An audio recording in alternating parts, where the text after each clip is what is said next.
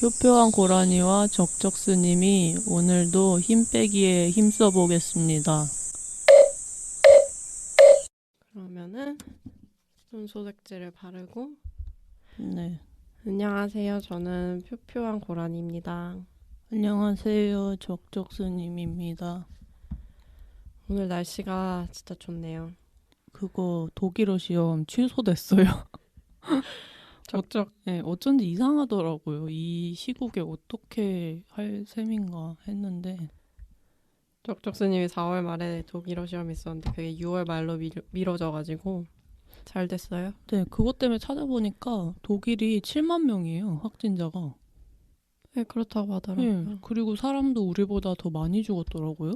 근데 유럽이랑 미국이 아직 그러니까 아직 확진자가 다 검사가 안 돼서 그런 건지 모르겠는데 지금 네. 상태로는 우리나라보다 사망자가 훨씬 많아요.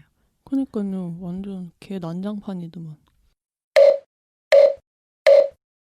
네. 네, 그래서 이 코로나가 언제 끝날지 도저히 모르겠어요. 네. 그러니까 한 두 자릿수를 오늘 보니까 진입을 하긴 했는데 80명, 70명에서 더 떨어지지는 않고 계속 100명, 80명 이걸 왔다 갔다 하는 것 같아요, 우리나라도. 그래서 오늘 주제는 더더욱 중요해진 주제를 가지고 시작을 하려고 하는데 네. 저희가 오늘 할 주제는 리추얼입니다. 리추얼. 네, 그래서 제가 리추얼이 무엇인지에 대해서 먼저 설명을 드리고 네. 그다음에 우리가 리추얼을 각자 생각하게 된 계기가 있어서 제가 리추얼을 고민하게 된 계기 그리고 적적수님이 리추얼을 고민하게 된 계기를 각각 말씀드리고 네. 그다음에 이제 적적수님이 이제 저명한 예술가들이 갖고 있는 특이한 리추얼들에 대해서 소개를 해드리고 네. 그다음에 이제 우리의 리추얼 적적스님과 저희가 갖고 있는 리추얼은 어떤 것이 있는지 그래서 그 리추얼로 인해서 우리가 얻은 장점들에 대해서 얘기를 해보려고 해요. 네. 그래서 일단 리추얼이란 무엇인가를 먼저 얘기를 할게요. 리추얼은 이제 저희가 메이슨 커리라는 사람의 책 제목이에요. 리추얼이. 그래서 이제 메이슨 커리가 제가 알기로는 편집자인 것 같아요. 어떤 잡지사의 편집자로 일하시는 분인 것 같은데 그래서 그렇게 많이 하시는구나. 이분이 이제 아침마다 뭐 몇 시에 일어나서 몇 시에 커피를 마시고 몇 시에 일을 하고 이런 자기만의 어떤 데일리 루틴이 있었는데 그 루틴을 곰곰이 생각을 해보다가 의문이 든 거예요. 그게 네. 모두가 똑같이 24시간을 사는데 왜 누군가는 더 많은 것을 이루고 더 나보다 알차게 사는 것 같은데 왜 나는 빨래할 시간조차 없을까? 나도 되게 체계적으로 사는 것 같은데 왜 나는 빨래할 시간도 없을까라는 이제 의문이 들어가지고 네. 다른 작가들이나 예술가들은 어떤 데일리 루틴을 가지고 있을까를 조사를 하다가 이제 이 책을 이제 쓰시게 된 거예요. 네. 시간은 누구한테나 되게 공평하잖아요. 그래서 제가 얼마 전에 봤던 책방 책을 읽어드립니다. 이적이랑 전현무랑 그 방송이죠, TV. 네, 그 TV 방송에서 그 어떤 분이 나오셔서 한 말이 있는데 시간이 어느 정도로 공평하냐면 인간한테 징역살이를 시키잖아요. 범죄를 저지르면. 네. 그러면은 그 징역은 뭐 한 10년 동안 뭐 감옥에 갇혀 있고 이런 건데 그게 되게 형평성이 좋은 방법. 그러니까 죗값을 치르게 하는 형평성이 되게 좋은 방법인 게 네. 아무리 부자고 아무리 가난해도 10년이란 시간은 똑같은 거예요. 맞아요. 그러니까 똑같이 쓰라리겠죠. 징역 10년을 받으면 부자든 가난한 사람이든. 그런 의미에서 징역을 생각해보니까 또 맞네요. 그래서 그만큼 시간이 공평하다라는 얘기를 그 방송에서도 얘기를 했었는데 그렇듯이 우리는 다 24시간을 살고 있어요. 네. 근데 이제 리추얼은 뭐냐면 그런 24시간 하루하루 사는 그거를 루틴을 되게 종교적 수준의 깊이로 그러니까 거의 종교적 의식처럼 네. 여기는 거예요. 그 데일리 루틴을. 되게 강박적인 반복이 필요한 것 같아요. 맞아요.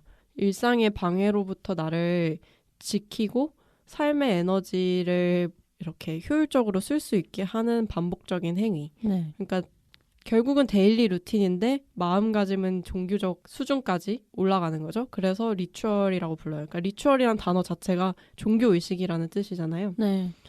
그래서 이런 리추얼이 필요한 이유를 지금 이 책의 저자가 뭐라고 얘기를 하냐면 누구나 자신의 성장을 되게 확신하지 못하잖아요. 그로 인해서 되게 불안해지는데 자신의 성장을 확신하지 못하고 불안해질 때 오히려 회피하거나 도피하지 않고 일상을 파고들어 보자라는 이야기를 해요. 그래서 이 책의 주된 소재는 예술가들의 습관이에요.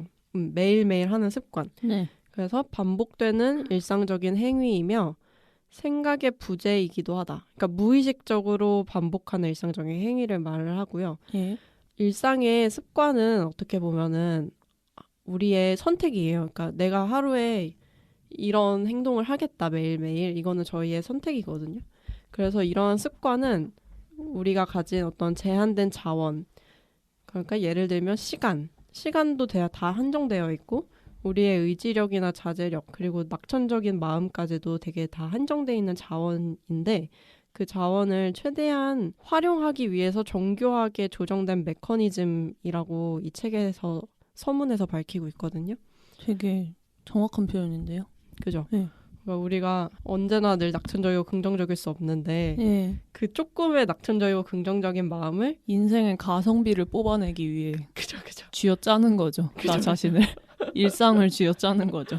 그 조금 있는 의지력과 자제력 그리고 그 긍정적인 마음을 어쨌든 내가 진짜 써야 될 곳에 쓰기 위해서 네. 이거를 자신들의 어떤 데일리 루틴을 되게 정교하게 짜보자. 예. 그래서 이런 습관, 데일리 루틴이 쌓이면은 결국에는 정신적인 에너지를 행위에 쏟을 수 있고 어떤 감상의 폭정이 끼어들 틈을 차단하는 데 도움을 준다. 그러니까 감상의 폭정이 뛰어들 틈을 차단한다는 게 너무 좋은 것 같아요. 맞아요. 네. 이런 좋은 습관을 형성함으로써 정신의 억압에서 벗어나 정말로 흥미로운 세계를 경험할 수 있다라고 이제 이 책의 저자가 서문에 밝혔습니다. 네. 그래서 맞아요. 적정님이 말씀하신 것처럼 우리가 오늘 걸어오면서도 많은 얘기를 했는데 예. 내가 아프다든가 갑자기 내가 몸이 아프다던가 아니면은 갑자기 어느 날 내가 너무 우울해져가지고 맞아요. 그냥 갑자기 다운돼가지고 아무것도 할 수 없는 그런 하루가 찾아온다던가 맞습니다. 그런 게 너무 많잖아요.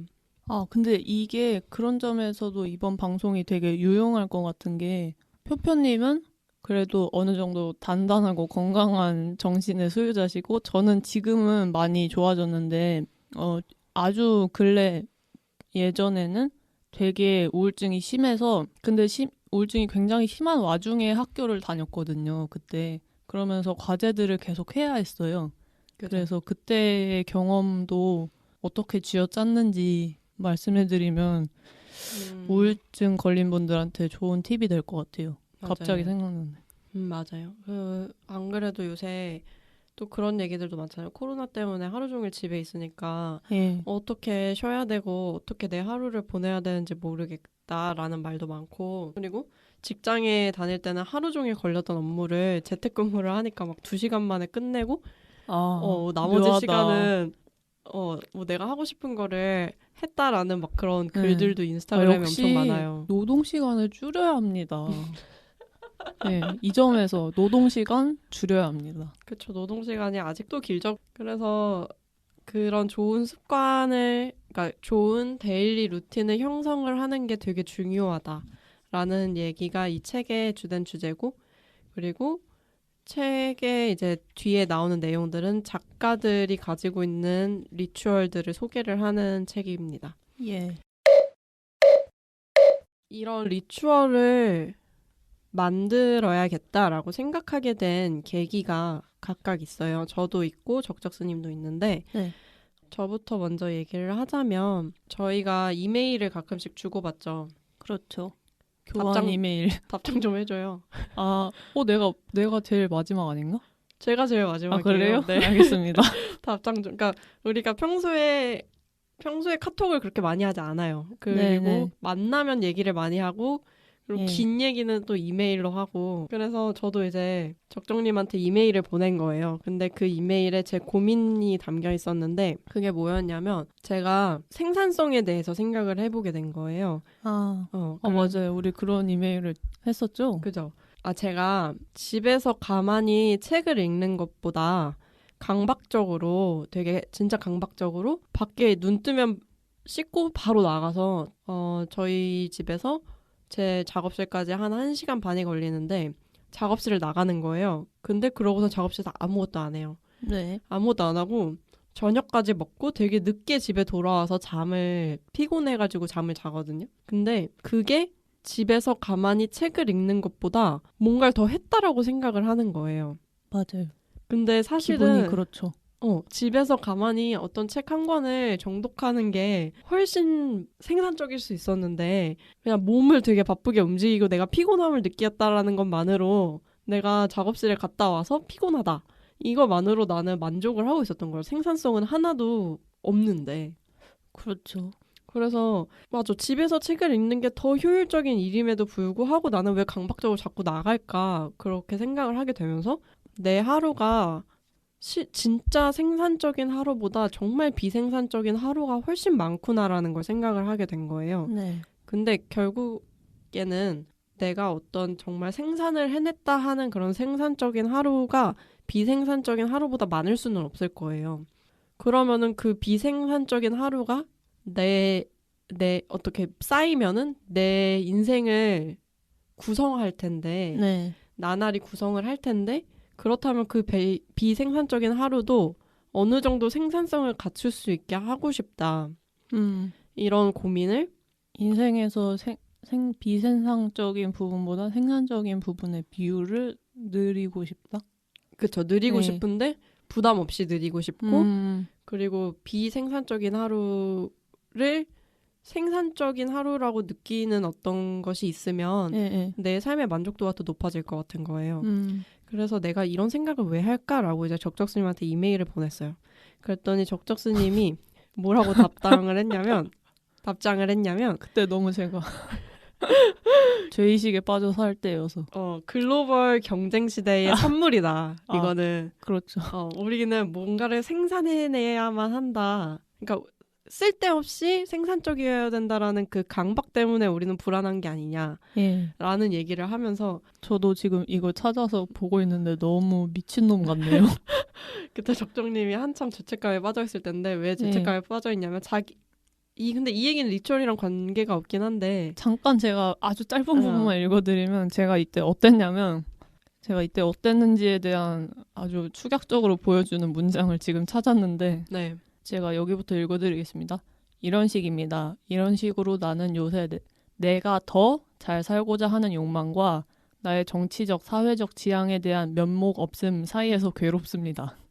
생산성 논리와 성장 게임을 거절하고 불매해야 하는데 이 틀 자체를 거부해야 하는데 나는 정작 이 안에서 잘 해나가고 있습니다. 정상 궤도 안에 들어 있습니다. 그렇지 않으면 좆될 것 같고 불안합니다. 지금도 지역사회 중심의 경제 활성화, 어쩌고 탈서구 중심, 미국 이래서는 안 된다. 이런 생각을 하면서 동시에 독일어 단어를 외우고 있습니다.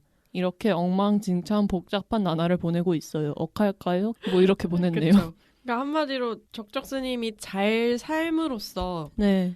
그 경쟁 시대, 지금 이 경쟁 사회에서 낙오자들은 계속해서 발생할 수밖에 없는 거에 대한 죄책감을 느끼신 거잖아요. 이 경쟁 게임에 제가 부응하고 더 활성화하고 있는 거죠. 그죠. 예. 그래서 그런 답장을 받았고 그러다가 우리가 다음 메일이 뭐였냐면 다음 메일이 자기가 생산적으로 느끼는 것과 비생산적으로 느끼는 것이 뭐냐에 대해 맞아요. 각자 말했었죠. 근데 제가 그걸 물어봤죠. 네. 그렇다면 여러분들이 느끼기에 비생산적인 것과 생산적인 게 뭐냐라고 물어보면서 제가 그걸 물어봤어요. 그때가 연초여가지고 신년 계획을 물어봤어요. 네. 그래서 당신네들의 신년 계획이 뭐냐, 나의 신년 계획은 이러하니 당신들 것도 상기시키고 싶지 않은데. 네. 당신들 것도 알려달라. 네. 아니 왜 상기시키고 싶지 않아요? 이루고 있는 게 없어서? 하고 있어요.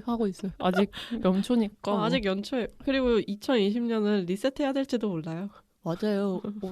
없는 셈 치자. 없는 셈 쳐야 될 것 같아요. 네.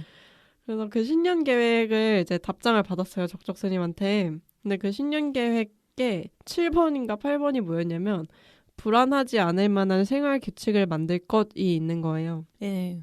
그래서 여기서 제가 와닿은 거예요. 그렇게 불안하지 않을 만한 되게 단단하고 정교한 생활 규칙, 그러니까 즉 리추얼을 만들면 내가 비생산적인 하루도 되게 생산적인 하루로 좀 옮길 수 있겠다? 뭐라 그래야 될까요? 이렇게 좀 네. 그쵸. 맞죠. 비중을 맞출 수 있겠다라는 생각이 든 거예요. 그러니까 예. 비생산적인 하루가 아예 없어야 되는 건 아니에요. 왜냐면 우리 진짜 비생산적으로 놀고 쉬고 머리도 비울 시간도 분명히 필요한데 맞아요. 생산 논리에 반대하자. 하지만 나는 존나 열심히 해야지. 어. 이런 거냐. 그렇지만 죄책감이 들고 또 불안함이 네. 오니까 그리고 그게 우울감으로까지 느껴지니까 그런 생활 규칙을 만들자. 그리고 또 저희 또 잔학교니까 열심히 하죠. 그쵸. 자본이 낳은 괴물. 괴물이.